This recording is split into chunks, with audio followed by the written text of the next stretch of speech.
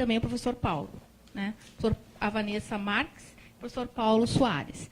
Bom, o professor Luiz César Ribeiro, né, teve um problema imprevisto e não vai poder nos brindar aqui com a sua palestra via Skype. Tá?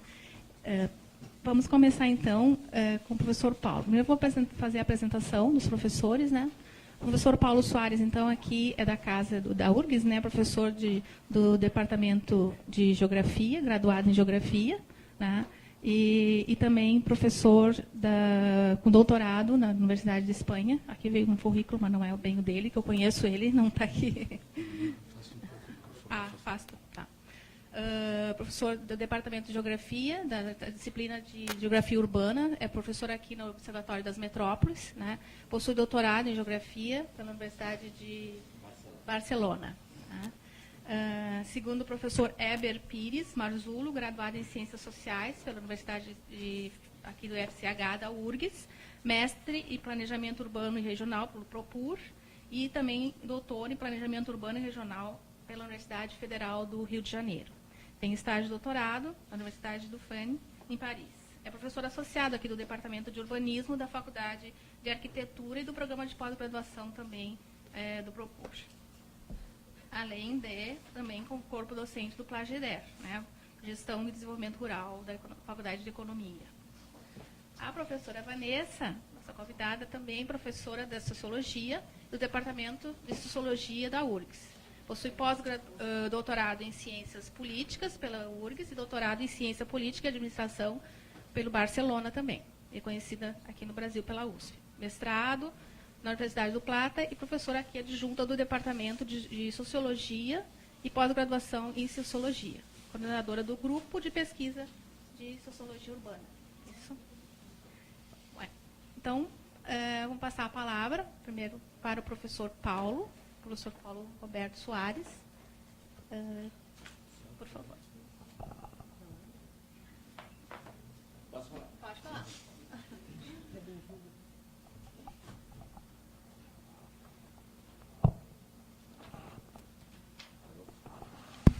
Alô?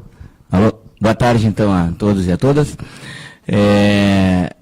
Estou aqui ou bastante no improviso, em função do contratempo aí com o Luiz César, que é o coordenador nacional da rede Observatório das Metrópoles. Então, aí o coordenador local está aqui para, né, cobrir a ausência, né? Então, não tenho uma fala preparada, não era esse o objetivo.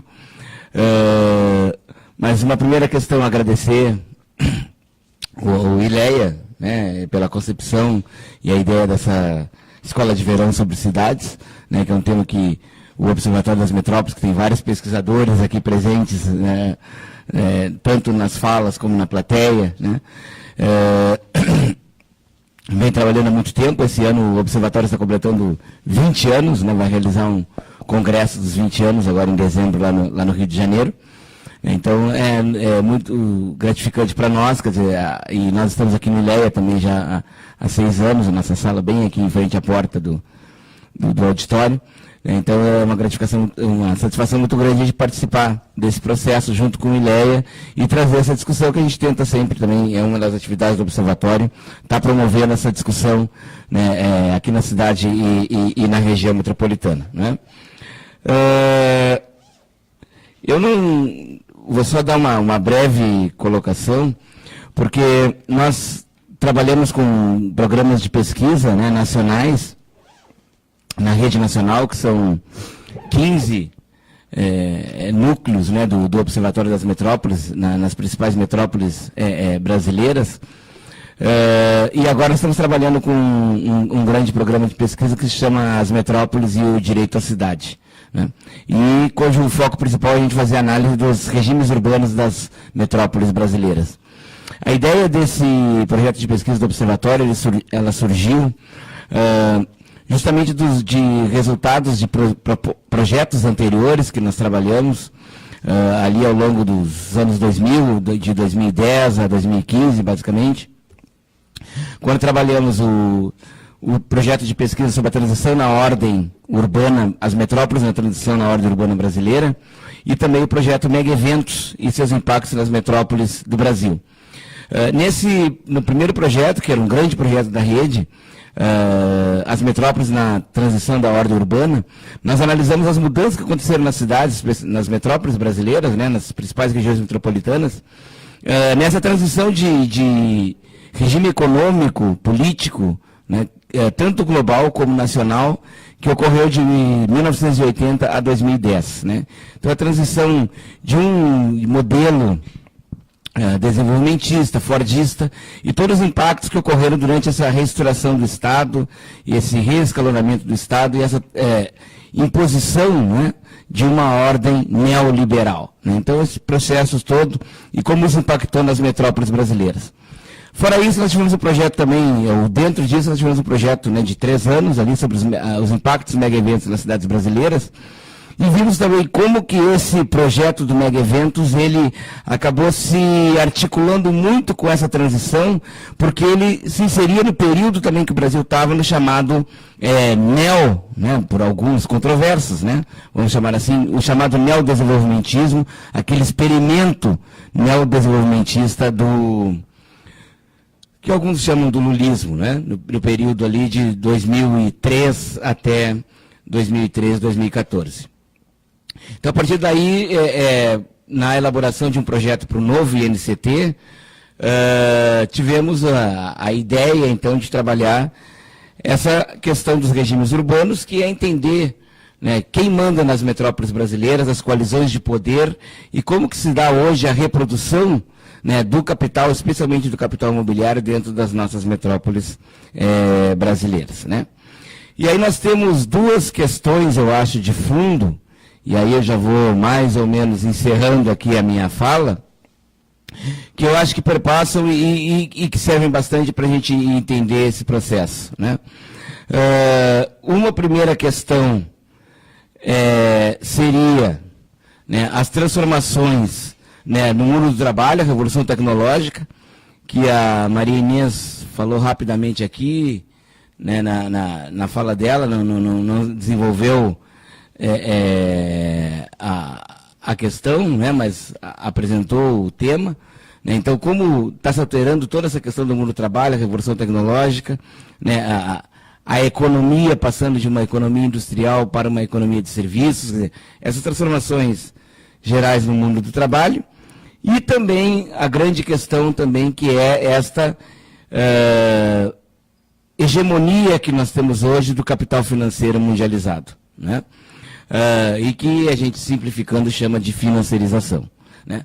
A grande notícia da semana, né, é que a empresa Facebook, né, perdeu 120 bilhões de dólares em valor de mercado em 2 dias. Né? Então, como que isso pode acontecer assim? Né? O PIB da Hungria, mais ou menos. Né? Quer dizer, como sumiu, né, da economia, vamos dizer assim, poderia ter sumido da economia em 2 dias, 120 bilhões de dólares. Né?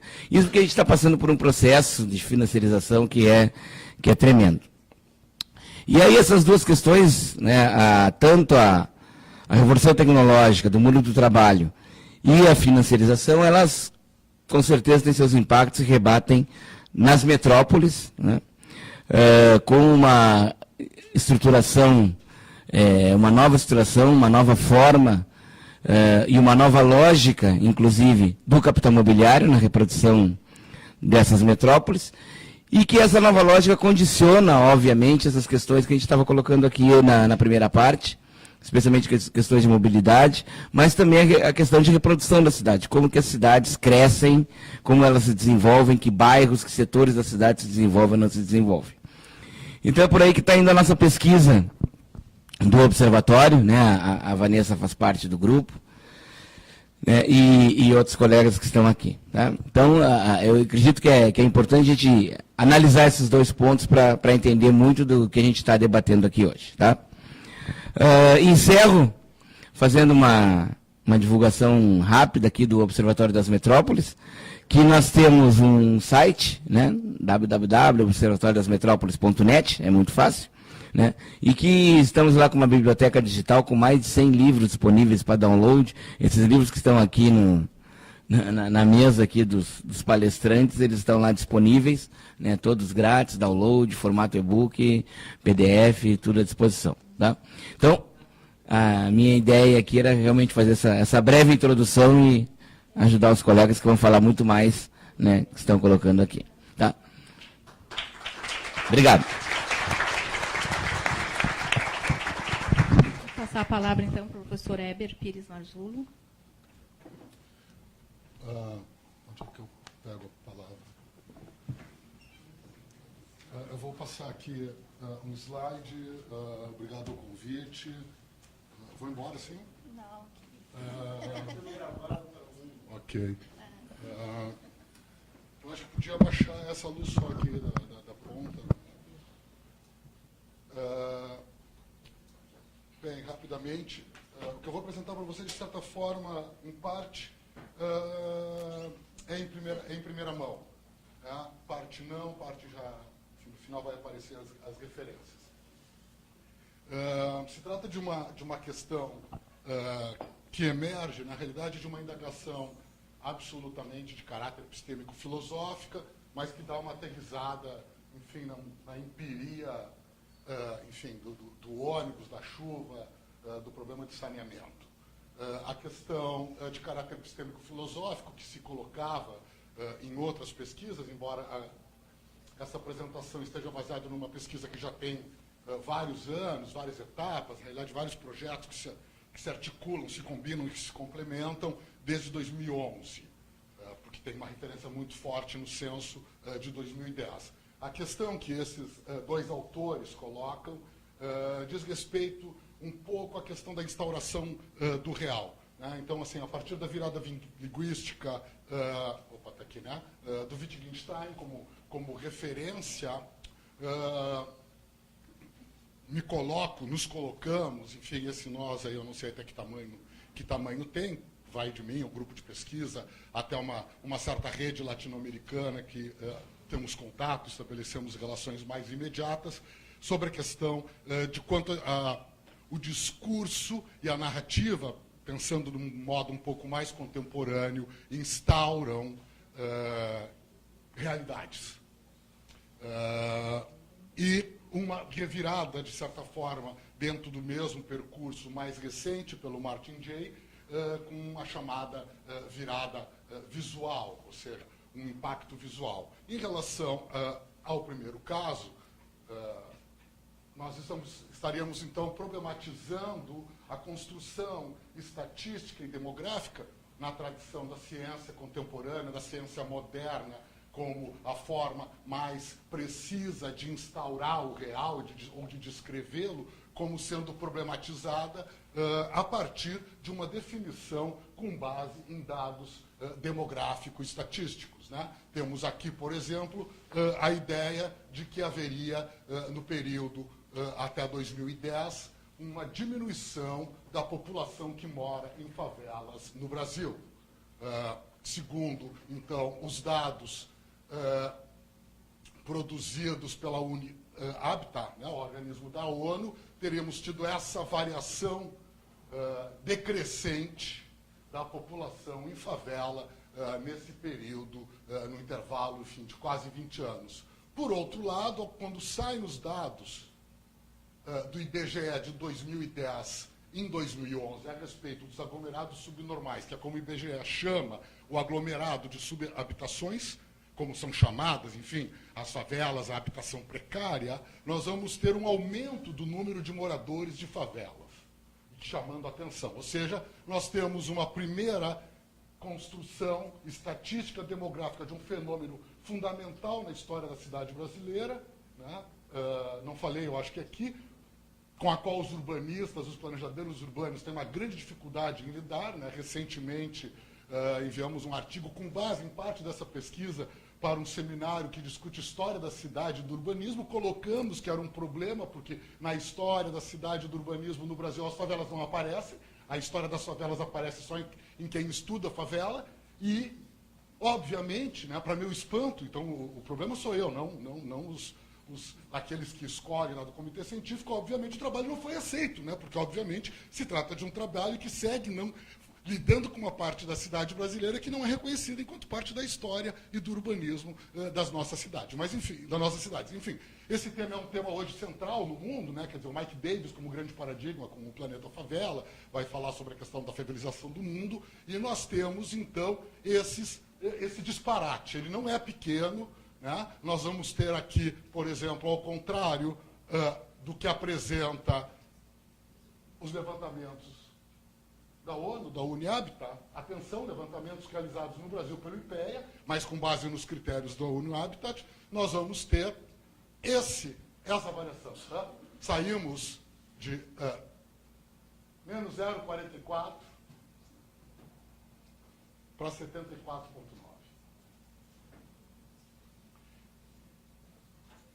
Daí nós começamos o trabalho de pesquisa e vamos encontrar, na realidade, em 2014, um trabalho de revisão do IPEA. O IPEA já faz uma revisão porque os setores censitários mudam de censo a censo. Então, o IPEA já tinha construído algo que eles chamaram de AMC, Áreas Mínimas Comparáveis, para estabelecer comparações com as transformações dos setores censitários. E aplicaram isso a essa questão das favelas. Então, pela nova classificação, aplicado esse método do IPEA, o número total, em 2000, né, fazem aqui um trabalho de fator de correção regressivo, né, porque não vai mexer em 2010, mexe em 2000, e aí parte de 6.536 para 6.536 para 10.527.000 pessoas, né, e um número de 2010 mantido, né, os 11 milhões, e então a taxa de crescimento sem recálculo, que era de 74,9, cai para 8,6, ficando, então, menor que o crescimento populacional no período de 2000 a 2010, em 12,5. Temos aqui, então, rapidamente, né, o processo de crescimento da população em favelas, segundo a ONU e segundo o IBGE. Aqui é importante, então, nós notarmos a diferença quantitativa, né? Ou seja, os critérios da ONU parecendo bem mais finos do que os critérios do IBGE. Né? Enfim, os critérios do IBGE dão um total de cerca de 1/4, né, dos critérios da ONU da população de favelados no Brasil. Certo? Então, assim, há um número muito maior, segundo a ONU-Habitat, né, que o IBGE, e o movimento no IBGE de crescimento e o movimento da ONU de decrescimento do número de favelados. Lembro que eu tenho lá o meu probleminha de Wittgenstein, né, a gente não chegou ainda no probleminha do Martingale, né, quer dizer, da tentativa de estabelecer que a maneira mais precisa de reconhecimento da realidade são os critérios matemáticos, ou, no nosso caso, demográficos, estatísticos. Né? Todavia, temos esses breves problemas com os quais temos que lidar. Esse é um trabalho, na real, de investigação. Aqui, parte da explicação. Né? Ou seja, nós temos aqui a definição de aglomerados subnormais segundo o IBGE e a de Islã segundo a ONU-Habitat. Então, nós temos aqui parte do problema explicado e remetendo, então, à discussão anterior. Ou seja, o peso das definições linguísticas na Constituição, enfim, do que queremos pensar como real. Ou seja, conforme a definição, a favela tem um tamanho, tem um movimento de crescimento, de decrescimento, tem uma quantidade, conforme o critério, conforme a definição linguística, tem outro. Ou seja, há um impacto profundo, relevante, conforme a definição, que aqui, em última instância, ou melhor dizendo, em primeira instância, é linguístico. Enfim, os aglomerados subnormais têm, que é a terminologia do IBGE, tem esse problema, né? Quer dizer, do mínimo de 51 unidades habitacionais, então, para aparecerem enquanto aglomerados, né, que é o critério que, em geral, as políticas públicas tomam para tratar nacionalmente com a questão das favelas, e a questão da ocupação ilegal. Né? Enquanto no Islã o critério são esse conjunto de critérios, né, 5 critérios, onde pelo menos 2 têm que ser atendidos para ser considerado um Islã. Certo? Então, assim, não precisa ter 51, não precisa sequer ser ter uma ocupação ilegal. Ou seja, tu pode trabalhar com a ideia de dano sujeito com um aglomerado de casas sobre a propriedade de um. Uma família extensa, etc. e tal, pobre, enfim. Obviamente, eu tendo a achar que o critério do Islã, mas o critério do IBGE é fundamental e é recente. Né? Então, é de 2000 que o IBGE constrói a ideia de aglomerados subnormais. Então, é razoavelmente recente. Né? Eu não estou ainda na discussão sobre a questão das políticas públicas, né? Que foi uma das mesas de ontem, assim, mas que é fundamental. Aí, o que a gente fez? Né? A gente foi para uma discussão da dimensão cartográfica. Aí tomando como referência a continuidade lá do pensamento wittgensteiniano da virada linguística para a virada visual do Martin Jay. Martin Jay está vivo, segue escrevendo, dá aula em Berkeley, etc. E tal. Mas, enfim, é uma sumidade em Berkeley, né? Um dos deuses da mais democrática universidade americana, pelo menos historicamente. Aí a gente resolve fazer o quê? A gente resolve aterrissar em Porto Alegre, a partir desses dados, para ver um pouco como é que isso incide na cartografia, como é que essas diferenças de tamanho incidem nas cartografias e sobre que critérios, ou seja, porque, em tese, ao incidir na cartografia, está incidindo nos limites territoriais, né, na área ocupada, quer dizer, tem 4 vezes mais, segundo a ONU Habitat, em relação ao IBGE, a gente deve-se ter alguma diferença aí, né, ou no tamanho ou na quantidade. Né. E a gente vai pegar Porto Alegre. Aqui aprendam, né? A gente tem que ter um álibi acadêmico relevante. Né? Porto Alegre passa, nos anos 90, por um conjunto de transformações internacionalmente reconhecida, a literatura internacional reconhece como tendo impacto na urbanização, particularmente das áreas mais pobres, em função do orçamento participativo, né? que foi fechado e reabriu, né? Recentemente, está tendo as rodadas finais agora. Mas, enfim, esse é um pouco outro assunto, mas que incide aqui. Então, essa condição de Porto Alegre coloca um argumento já estabelecido para que a gente possa escolher um espaço, um território, um locus na cidade de Porto Alegre para fazer essa investigação, na medida em que outras cidades brasileiras não teríamos tão estabelecido transformações ao longo dos anos 90 e início dos anos 2000. Que Noves Fora é aquilo que um censo de 2010 teria que ter captado, sem discussão. O que ocorre entre 2000 e 2010 depende daí, enfim, de capacidade, de grau de institucionalização da transformação para que o IBGE alcance. Né? Bom, o que a gente faz daí é grupo mesmo. Né? Aqui a gente já está trabalhando em grupo, todo mundo no início sou eu com orientandos, com bolsistas de iniciação, tem gente que já foi para tudo que é lugar, tem uns que estão fazendo carreira acadêmica e tal. Aqui a gente está com pessoas até na plateia, não vou dizer que uma é a Lu, que está ali, enfim, que está fazendo uma dissertação de mestrado estabelecendo uma discussão entre desigualdade econômica e desigualdade urbana. Eu sou lá do Propur, estou no PGDR e ela é da economia. Né? Enfim, o que a gente fez? A gente pega os critérios aqueles ali do IPEA, das áreas mínimas comparáveis, que faz aquela correção, aquele fator de correção que aproxima o crescimento das favelas do crescimento da população em geral, inclusive menor, fazendo uma grande mudança em relação aos dados ONU e tal, e vamos aplicar em Porto Alegre, seguindo, na medida do possível, as orientações. Por quê? Porque o IPEA não fez isso para o Brasil. Isso está perdido na Metroplan. A Metroplan fez esse trabalho, a sociedade gaúcha deixou fecharem a Metroplan, deixaram fechar a FEE, fecharam tudo. Né? E aí não se sabe mais aonde estão os dados.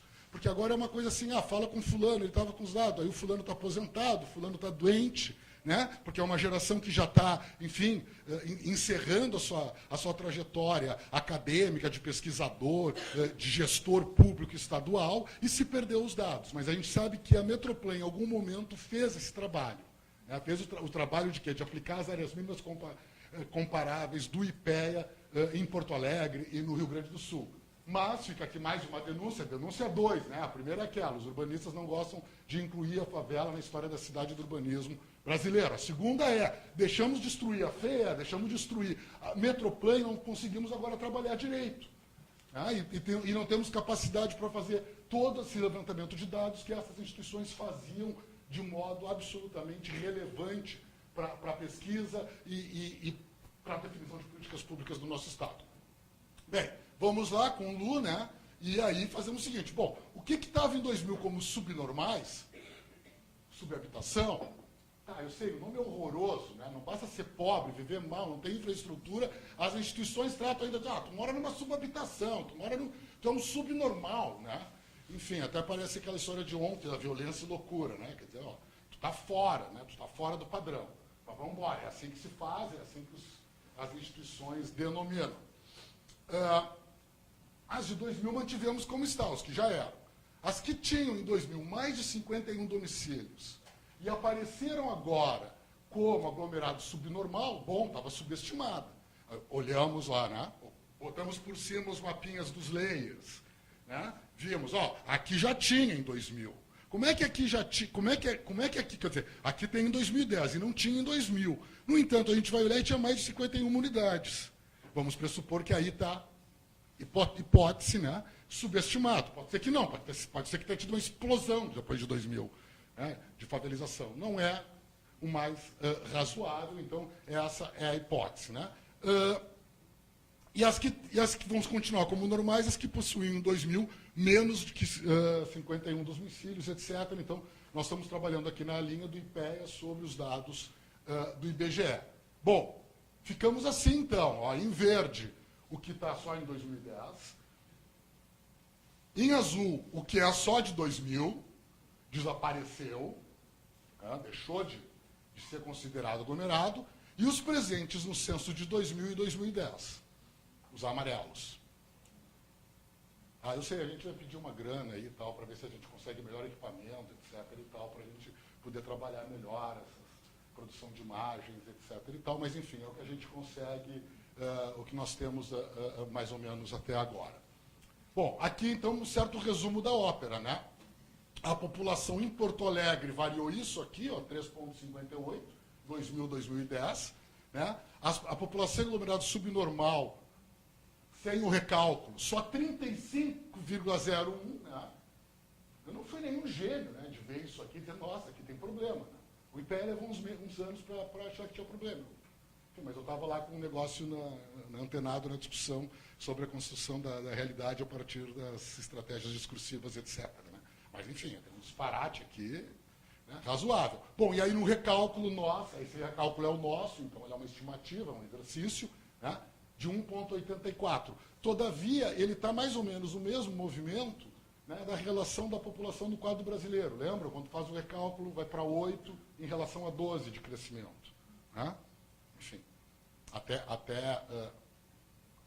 mais ou menos próximo, né? Não é tão próximo assim. Bom, o que a gente faz daí? A gente vai jogar em outro layer, que é um layer do período de 2000 a 2013, da PGM, da Procuradoria-Geral do Município, dos processos de regularização fundiária.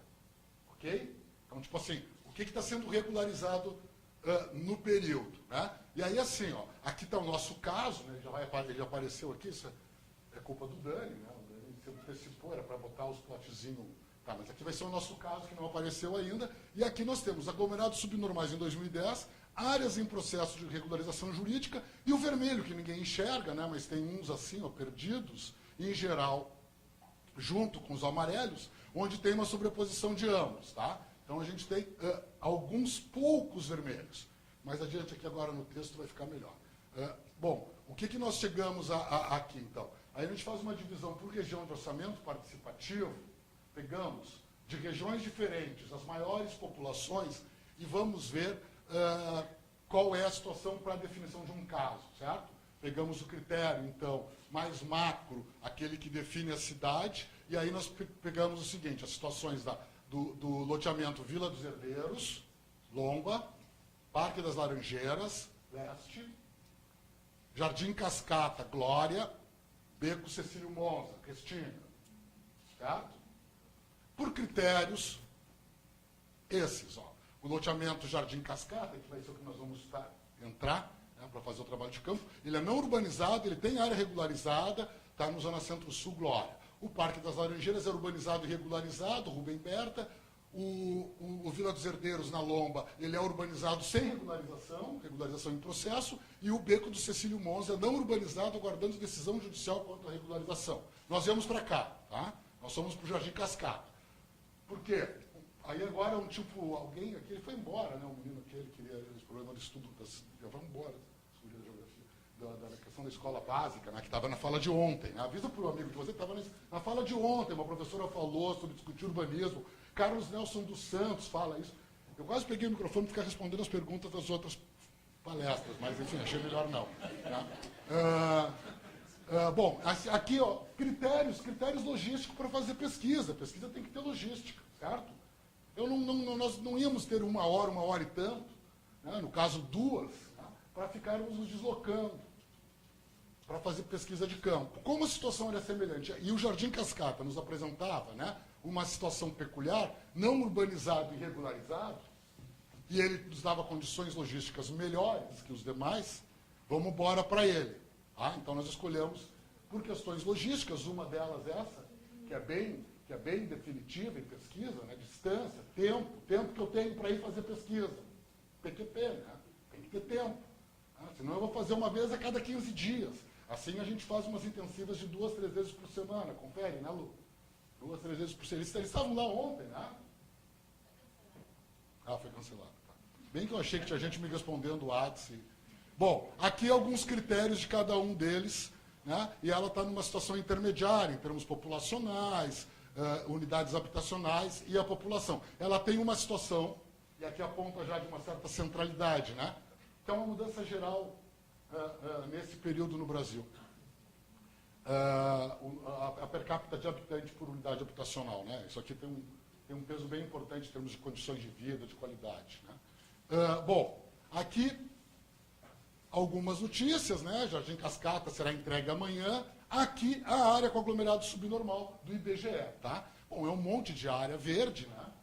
Isso aqui a gente está subindo a Oscar Pereira, passamos a igreja, quebramos a esquerda, alguns quarteirões antes de entrar para o Divina Providência. Tá? Eu sei que os mais novos que não moram para lá ou não fazem pesquisa na área não sabem, mas os mais velhos sabem. Né? O pessoal mais velho conhece e tal. Então, certo? Aqui, ó. Aqui assim vai aparecer agora no próximo, ó. Aqui nós temos uma área, que aqui o vermelho é a área de regularização e o amarelo é a área de aglomerado subnormal. Aqui nós temos uma sobreposição, uma estranha sobreposição de aglomerado subnormal do IBGE e área regularizada. Agora eu fui lá para a Rosa, se ela não está com nenhum papelzinho para mim. Mas, enfim, aqui nós temos, então, a definição do loteamento, Jardim Cascata, né? Aquele pedacinho está aqui, ó. Né? É o bico, ó, entrando no aglomerado subnormal. Tá? Então, aí nós temos uma sobreposição, tem um problema aí de definição territorial. Bom, isso implica em política urbana e tal. Tu não vai regularizar de novo o que está regularizado, tu não vai poder urbanizar o que está urbanizado. Né? Enfim, tu tem um conjunto de problemas para a luta social em relação à questão de direitos. Né? Enfim, a gente discute, está muito a pauta do direito à cidade, é bacana, é ok, né? Ela é fevriana e tal. Mas, enfim, ok, mas eu tenho direito ao que em relação ao que eu sou. Né? Por isso que lá tinha um título no início que eu já me esqueci, mas é o que é, etc., quando é que deixa de ser, né? a história da favela. Bom, aqui alguns dados, né? Sobre a população comparando com o Rio Grande do Sul e Brasil, né? Sobre as condições da população da Glorinha. Né? Isso aqui é o autodeclarado, aquele, etc. e tal, mas, enfim, vamos lá, né? Tem uma diferença aqui. Enfim, o caráter étnico-racial inevitavelmente aparece, inclusive, enfim, numa vila, numa favela bastante central em Porto Alegre. A questão etária também, né? Os percentuais, embora tenhamos aqui algumas diferenças, por exemplo, em relação ao que é a tendência no país. Né? Por exemplo, menos jovens que Rio Grande do Sul e Brasil. Bom, aqui também o maior percentual de mulheres em relação enfim, às condições. Bom, aqui uma breve visual interna, né, da área. Ó, então aqui a gente vai ter desde uma área que tu, enfim, percebe algum grau de regularização, algum grau de segurança, né, até uma área que não, né, que não. Né? Enfim, então nós temos essa sobreposição aqui. Aqui é para vocês entenderem só por onde que a gente andou no campo, né? Isso aqui é o aglomerado subnormal e a gente andou por aqui, ó. Tá? Isso aqui é uma coisa de uma rede. Aliás, de novo, o menino, ele me incomodou. O menino aquele da educação básica, né? Assim, ó, vai à luta, entendeu? Fecharam a escola. Nós começamos a entrar nesse campo em janeiro, dezembro, março, dezembro, final do ano. A escola daqui já não tem mais. Ou seja, o moleque que mora nesse lugar, para quem a passagem é cara, que as famílias são pobres, já não tem mais a escola tradicional, escola estadual Rio Grande do Sul era o nome. Espírito Santo. Devia ser Rio Grande do Sul, para estar fechando. Espírito Santo, a tal da escola. Foi por ela que a gente entrou na comunidade. Para alguém que também perguntou aqui antes como é que entra na comunidade, a gente entrou pela escola. Né? A escola nos indicou, etc. e tal. Caímos numa rede de liderança comunitária e numa rede familiar, de uma das lideranças comunitárias. Tá? Aqui, um breve processo para a gente compreender de onde vêm as pessoas que foram para cá. Né? E olha só, né? Vem de Quilombo, fora o bairro Santana, e que o resto e o bairro o resto é tudo vila, né? O Quilombo. Quilombo do dizer de hoje. Né? Então, assim, é o deslocamento das pessoas. Como é que foi o processo de migração interna. E aqui a migração regional, né? Da onde que vieram no Rio Grande do Sul para Vila Glorinha. Né? Enfim, uma presença forte aqui do centro-sul do estado, né? Enfim, uma certa fronteira. Aqui um mapa de calor sobre o uso do território, né? Nos seus primórdios, anos 70, 80 e agora, mas atualmente nos anos 2000. Né? Então há um mapa de calor de uso do território da cidade se transformando e construindo algumas intensidades ao mesmo tempo que o centro se alastra em direção à própria posição da Glorinha. Né? Aqui os locais de moradias anteriores, né? A Glorinha sempre esse pinho aqui, né? E aí marcando por cor os períodos. Aqui os locais de trabalho dos deslocamentos. Né? Atenção, né? O mapa se deslocou para caber tudo no slide, então a Glorinha caiu para cá, né? Tem mais para o sul agora, em tese, né? Para a gente ter uma ideia de por onde eles trabalham. Aqui, os locais de educação, né? Que está desaparecendo. Esse aqui está desaparecendo. Enfim, e aqui os locais de lazer. Né? Enfim, tudo muito concentrado. Aqui duas coisas que nos parecem muito importantes, para ter uma ideia das dimensões das distâncias, os trajetos das duas linhas de ônibus que chegam lá, né? A diferença durante o horário normal de dia de 40 minutos, então é de 20 para cada uma. Né? Como elas não fazem exatamente o mesmo trajeto, embora seja bem semelhante, mas para nós na URGS, por exemplo, atrapalhava. A gente preferia a 2741, né? Que passa na João Pessoa. Enfim, então a gente se perdia um, daí pegava o outro, tinha que caminhar. Né? Então a gente ficava pensando isso na vida das pessoas. Então, enfim, mas a gente ia de Uber para não perder tempo também. A gente só voltava experimentando a barra do né? Bom, aqui o tempo, né? Essa aqui é o 2, mas a outra é um pouco mais, é o 274. Né? Então estamos sendo um tempo do sujeito, o tempo que ele perde durante o dia. Né? 41 minutos ele leva, em média, para chegar da Vila Glorinha até o centro da cidade. Então esse é um sujeito. Se tu botar que ele espera 20 minutos, então vamos lá, média 10. Né? E vai de 41 mais 41, 81 mais 20, né? Ele tem quase 2 horas aí que ele tem que dedicar a investir no... Quase vermelho. Tá. Mas está escrito 5 minutos ali. Não, mas eu tinha os 5 minutos. Tá, e aqui alguns breves... Aqui alguns breves depoimentos, tá? Dos moradores que a gente entrevistou, né? Esse aqui é uma liderança, tá? Aqui uma vista, né? Aqui uma coisa bem clássica, né? Uma coisa do luxo, né? Nas classes populares. Então, assim, ele era um cara de uma certa elite de classe popular, porque a família dele tinha carroça. Né? Então, um pouco assim, para o nosso mundo de classe média, ter noção do grau de distinção entre esses mundos, né?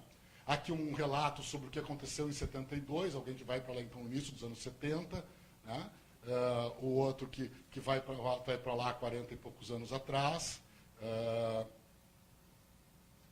Aqui mais uma imagem, né? O tipo de padrão construtivo, enfim, né? O amianto, que alguém que apareceu na tua questão de poluição, eu acho, na Marinha mesmo. Enfim.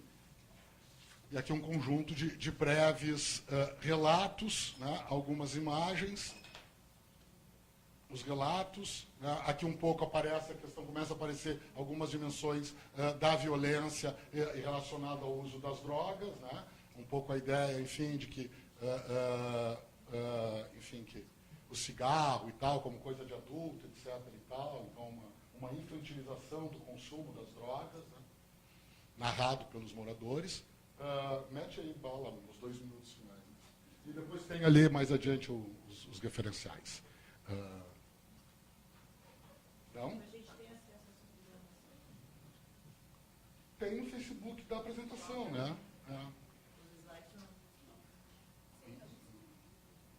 Daí tu entra em contato comigo, deve ter em algum lugar o meu nome. Não sei quem é que está. Tu que está perguntando.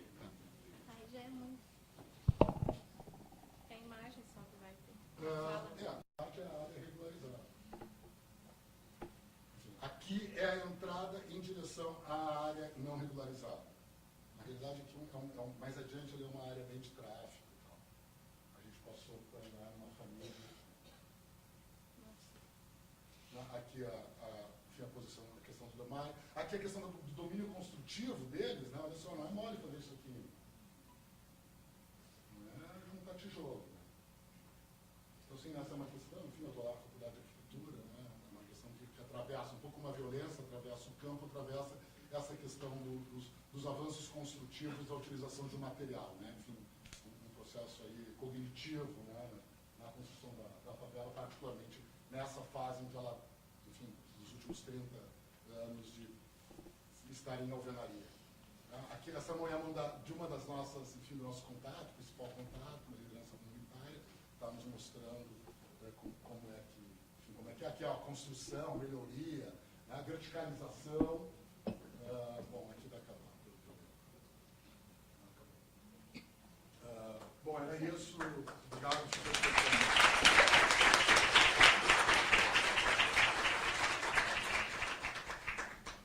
Acho que tinha umas coisas ainda. Vamos ver então a professora Vanessa Marques. Você quer o outro microfone?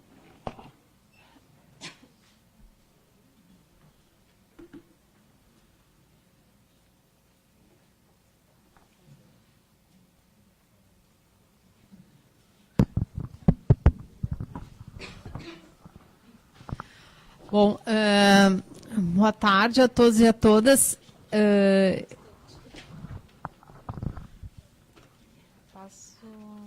Como é que é? Eu gostaria primeiro de agradecer o convite para estar aqui nessa mesa hoje. Eu fiquei pensando a partir de ontem e das mesas que aconteceram ontem, como é que desde o lugar, né, que a gente está trabalhando na sociologia, a gente poderia trabalhar a questão das periferias, centros degradados e segregação. Tá? Eu acho que foi uma ideia muito importante desse seminário. Bom, agradecer ao professor José Vicente e os colegas que foram os que pensaram esse seminário. Mas a partir de ontem, eu fiquei pensando como é que eu poderia encarar modifiquei algumas coisas da palestra de hoje para tratar esses temas desde a sociologia urbana, mas também desde uma perspectiva da internacionalização das cidades, que eu acho que apareceu bastante forte ontem, em algumas perguntas, e principalmente na segunda mesa. Então, o grupo de pesquisa que eu coordeno, que é a Sociologia Urbana e Internacionalização das Cidades, né, a gente vem trabalhando com um projeto de pesquisa, que eu não vou tratar ele aqui, porque ele recém começou, mas eu apresentei ele um pouco no LAS esse ano e no ISA, agora recentemente, que é a questão do Quarto Distrito, né, e principalmente o bairro Floresta, né, e como o Quarto Distrito vem sendo atravessado, né, digamos, com diversas forças e diversos atores. Tá. Mas está dando eco? Bom, e principalmente no bairro Floresta. Tá? Bom, então, a minha abordagem vai se dar a partir de alguns conceitos, alguns temas, tá? Que acredito que esteja atravessando a problemática da cidade hoje, e que às vezes ela é muito silenciosa, é muito simbólica, tá? É quase invisível, tá? Que é a questão da internacionalização e da questão multiescalar. Ou seja, como o global influencia no local, que é meio que um clássico, né? Que pautou um pouco aquele livro Local e Global, o conceito de globalização, que foi bem forte na década de 90, né? Mas que eu acho que retorna com grande força agora, principalmente com o tema que ontem se falou aqui, da financiarização do território das cidades. Então, eu vou passar por um tema que é bem importante, né? que foi tratado desde a década de 90, que é a questão da globalização. Tá? Nas relações internacionais, e principalmente a partir da teoria das relações internacionais, a gente fala bastante nessa questão das interdependências globais, né? Da interdependência dos Estados. Né? E o Castells trabalhou bastante nisso na era da informação, mas a gente vem percebendo esse fenômeno, né?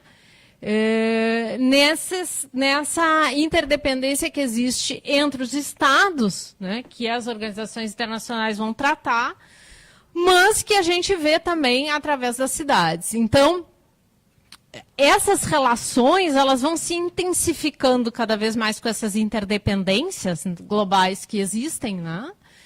E não só no âmbito do Estado Nacional, mas dos entes subnacionais, regionais e cidades. Né? Mas isso não é um fator homogêneo, né? Como a teoria liberal das relações internacionais vai tratar da cooperação, os Estados estão em patamar igual, né? Se contrapondo os realistas, né? Que dizem que a questão do poder e da guerra ela é importante. Então, o Harvey, né, ele vai trazer essa ideia para a gente de que essa globalização realmente, né, se a gente pensar em território, né, ela intensifica essa circulação do capital do trabalho, né, mas ela cria o que ele chama desse desenvolvimento geográfico desigual, né? Que o Wallerstein, lá na questão do sistema mundo, também vai falar. Bom, a gente tem centro, semiperiferia e periferia do capitalismo. Tá? Então, bom, isso parece ser muito óbvio, né? Mas não é. Por quê? Porque isso vai se dar, a gente vai ter que pensar onde é que a gente está. Onde é que o Brasil e a América Latina está nesse momento? E começa a aparecer a questão de uma certa segregação, né, nesse mundo periférico, né, da periferia ou da semiperiferia do capitalismo, né, em que esse impacto dessa pobreza, né, dessa desigualdade do mundo vai se dar ali. Né? Então, a gente falou aqui ontem em saúde, ou hoje mesmo em saúde, em poluição, né, e a gente vê que por uma centralização de serviços nessas cidades globais, né, que a Sassen vai trazer esse conceito na década de 90, de cidade global, né, aliada à questão das empresas transnacionais, né, que vão se apresentar, então, aí como um global players, né. Mas a Sassen realmente, ela traz essa ideia de cidades globais, um pouco só apresentando o contexto. Mas hoje, né, a gente vê, então,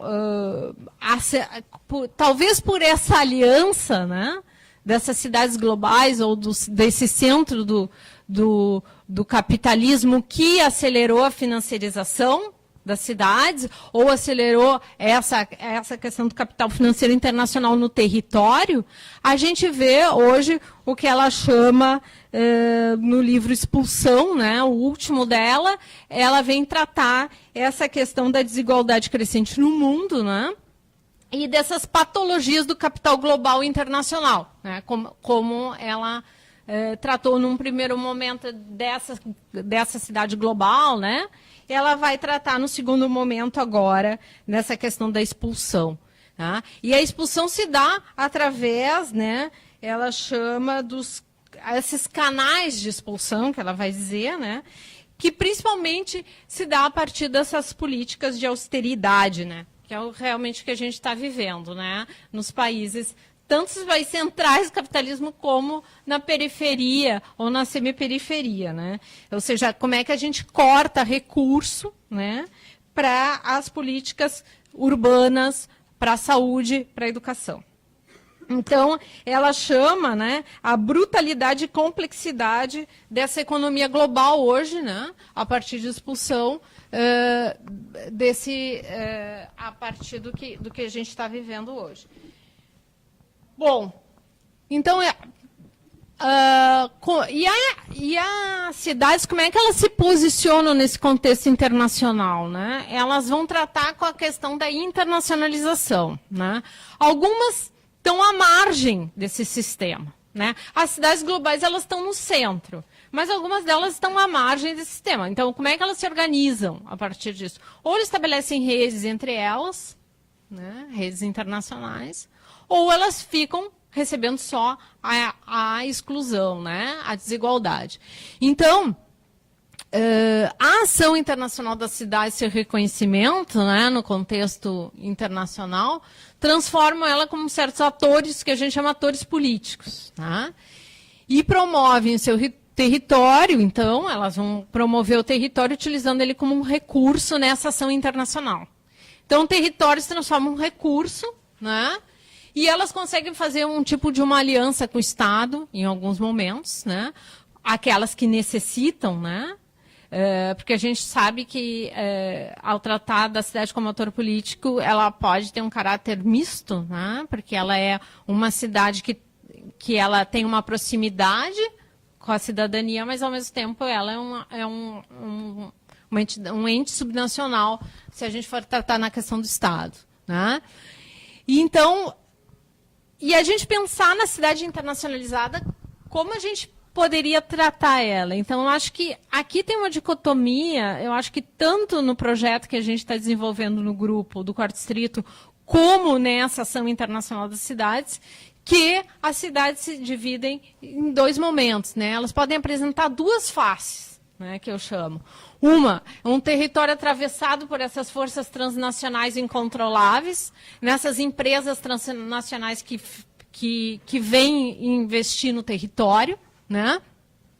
Ou em outra forma de estabelecer, ou ajudar a estabelecer com que esses outros atores que atuam nas cidades estabeleçam redes internacionais solidárias. Né?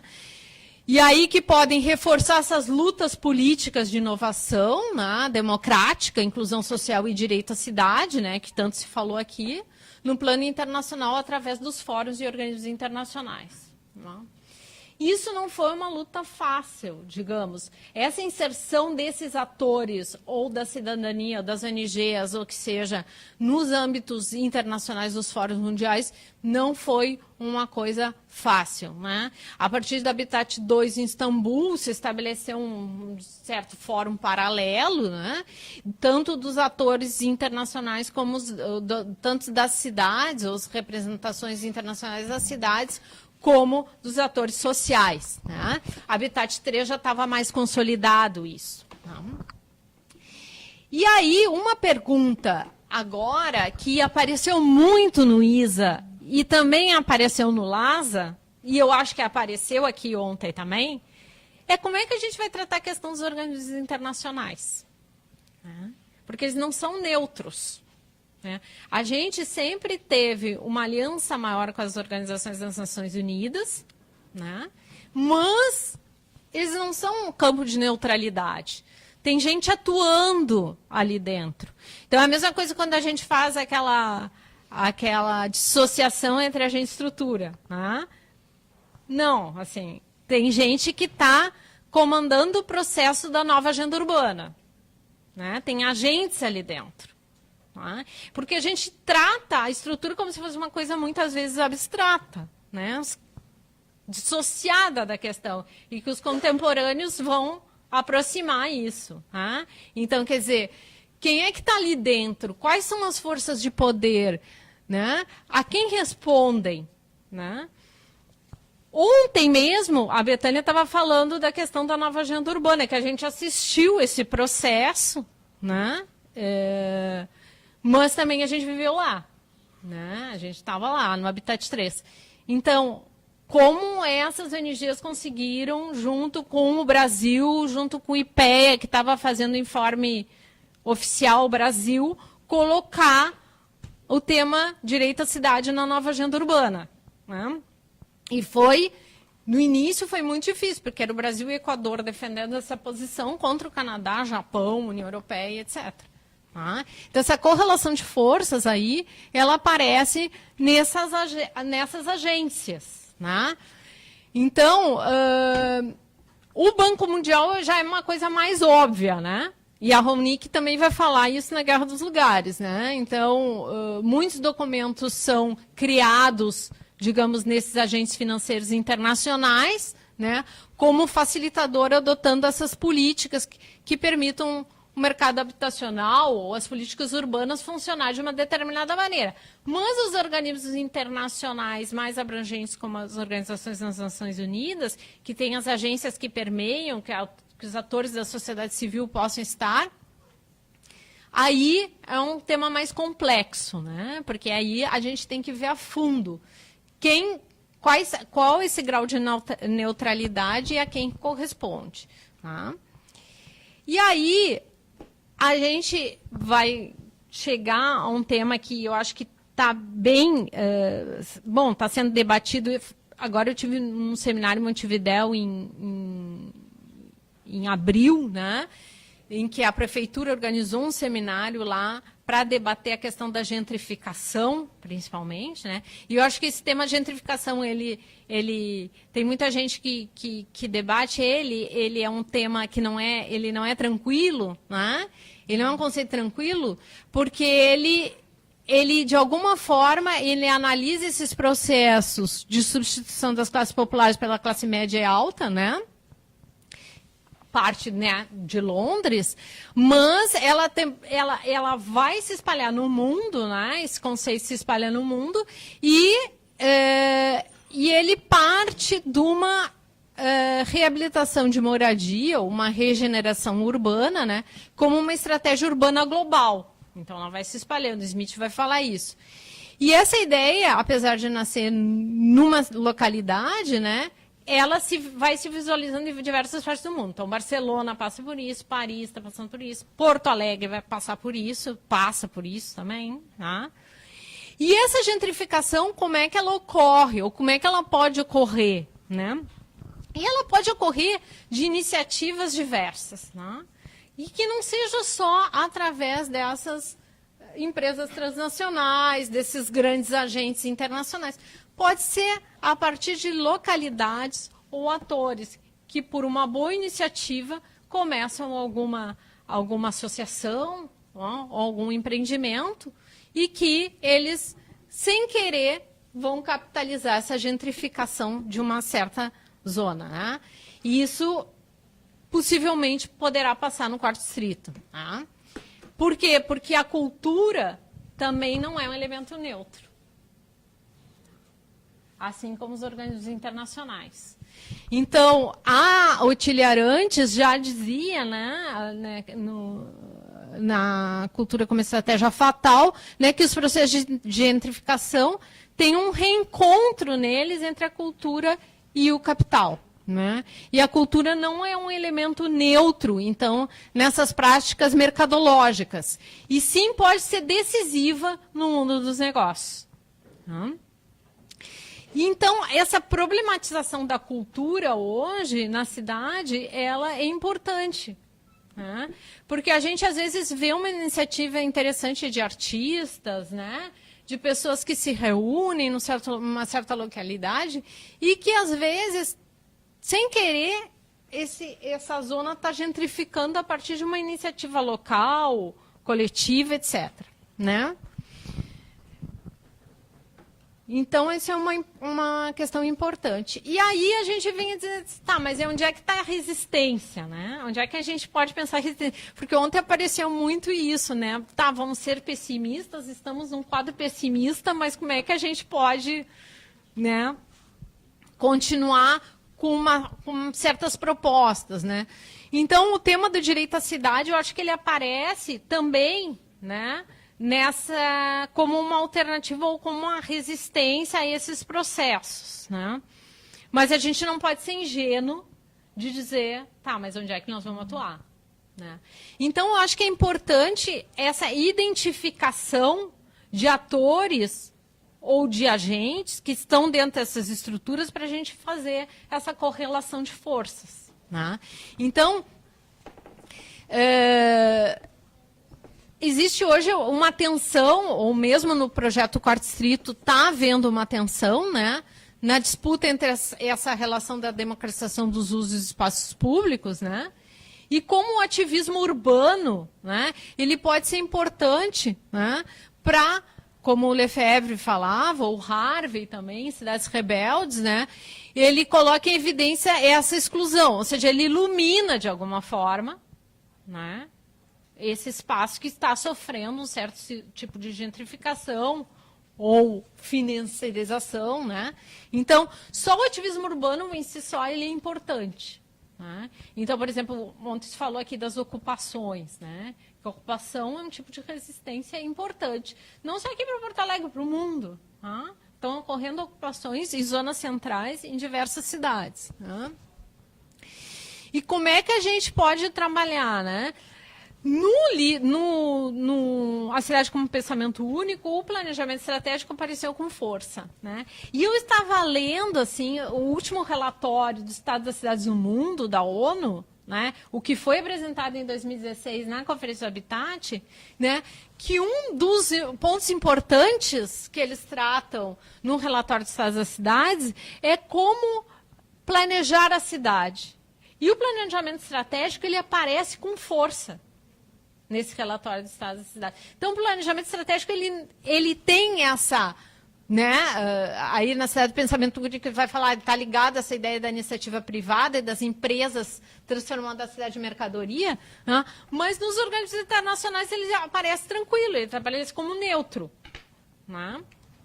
E aí, por exemplo, no Brasil, essa força, em algumas cidades, teve resistência do planejamento estratégico. Não entrou aqui na América Latina, teve uma onda, né, de cidades de planejamento estratégico. Isso aqui, então, hoje, né, estão sendo apresentadas algumas experiências do planejamento conflitual. Né? O Weiner teve aqui mesmo na universidade apresentando um pouco de uma experiência sobre isso, né, sobre planejamento conflitual, se contrapondo, então, essa ideia do planejamento estratégico.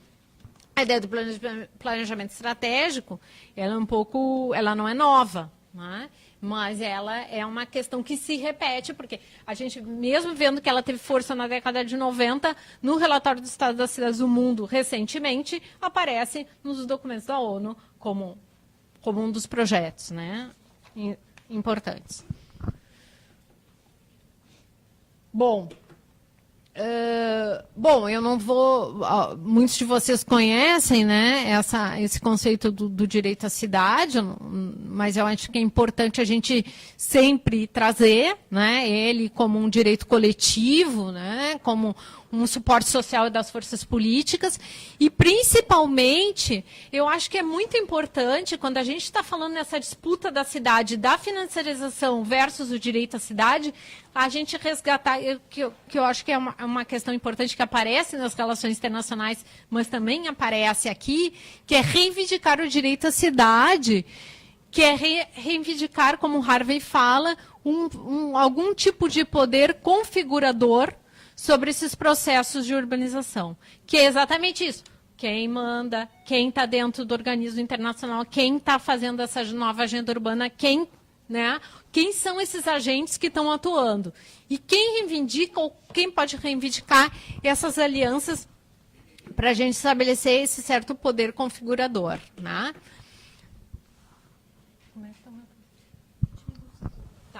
Então, eu já estou terminando, né? Só como a título de conclusão, eu trouxe, assim, algumas questões para a gente problematizar aqui nessa questão multiscalar, né?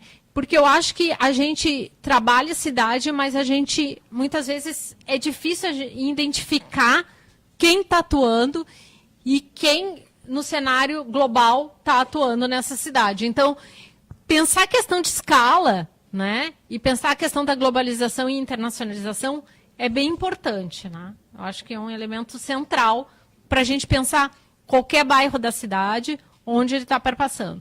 O quarto distrito, né? Ele tem bom, é um dos alvos da parceria público-privado, né? Então, muitas forças estão atuando ali dentro, né? Então, por exemplo, a Fundação Rockefeller falou que Porto Alegre é cidade resiliente, né, dentro dessa rede de cidades resilientes, e identificando Porto Alegre como quarto distrito, sendo o território de experimentação, né, desse projeto da Fundação Rockefeller. Por outro lado, também tem essa ideia da economia criativa, que aparece no quarto distrito como grande força, né, principalmente floresta. E uma questão interessante, né, que eu tive recentemente no LAS em Barcelona, e eu tive numa agenda lá com a prefeitura, porque o 22@ foi muito... Foi, de alguma forma, um modelo, né, para o quarto distrito. Né? E nesse governo recente da Ada Colau, eles fizeram um processo participativo, né, que se chamava Repensando 22@. E aí apareceu alguns entraves, né, nesse processo participativo, porque, claro, passou por altos e baixos, né, essa zona de Barcelona, ou seja, ela teve uma financiarização bem grande, construção de hotéis, né, muitos hotéis, bom, não sabendo, Barcelona, né, se tornou uma cidade turística, incontrolavelmente turística. E é interessante, porque essa zona ela tem uma proximidade com o quarto distrito, porque o quarto distrito não é homogêneo a gente falar em quarto distrito. Né? A gente pode falar de Floresta, Navegantes, Maitá, e a gente está falando de territórios completamente diferentes. Então, o Floresta está muito perto do Moinhos do Vento. Assim como uma parte dessa zona de Barcelona está muito perto da Cidade Olímpica. Né? Então, ela pode ser totalmente contaminada por essa elitização, pela gentrificação. Né? Então, não é a mesma zona. Eu acho, né, claro, a gente escolheu Floresta aí como caso, né, dentro do quarto distrito, porque a gente não pegou o quarto distrito, mas para analisar essa relação entre os atores, né, do olhar dos atores. Só que a gente vê que essa é uma zona que ela parece que está sendo, né, apertada ali por outros bairros, né? Então, eu acho que é importante a gente pensar, né? E ver que atores estão atuando ali, e a gente tem sempre a tendência a analisar mais aqueles que são os nossos pares, né? E ver que empresas estão atuando ali também, né? Que empresas transnacionais, empresas nacionais, agentes imobiliários estão atuando nessa zona. Né? Uma outra questão a gente pensar é o papel regulador do Estado com participação, que eu acho que nós não estamos nesse momento. Né? Mas aqui já se falou também no observatório, né? Se apresentou alguns dados sobre essa volta dos conselhos. Né? Então, como é que a gente vai atuar na volta dos conselhos, né? Pensando a cidade, né? Pensando esse lugar de resistência, né? Pensando o lugar de resistência dentro dos canais institucionais de participação que estão no momento crítico. Né? Outra questão é a formação de redes para incidir nesses processos nacionais e internacionais. Né? Porque assim como a gente tinha falado que existe essas resistências ou redes solidárias, né? A gente sabe, por exemplo, que dentro da UN Habitat existem fóruns paralelos, né? Como impulsionados pelo RIC, Habitat International Coalition, ou pela Aliança Internacional dos Habitantes. Então, existem diversas outras maneiras de criar esses lugares paralelos de resistência, né? E, por último, problematizar, eu acho que foi um pouco o que eu tracei aqui, essa questão dos projetos internacionais com apoio dos organismos internacionais, né? Que é problematizar qual o papel destes organismos e como é que eles atuam na cidade, né? Acho que seria um pouco isso. Agradecer.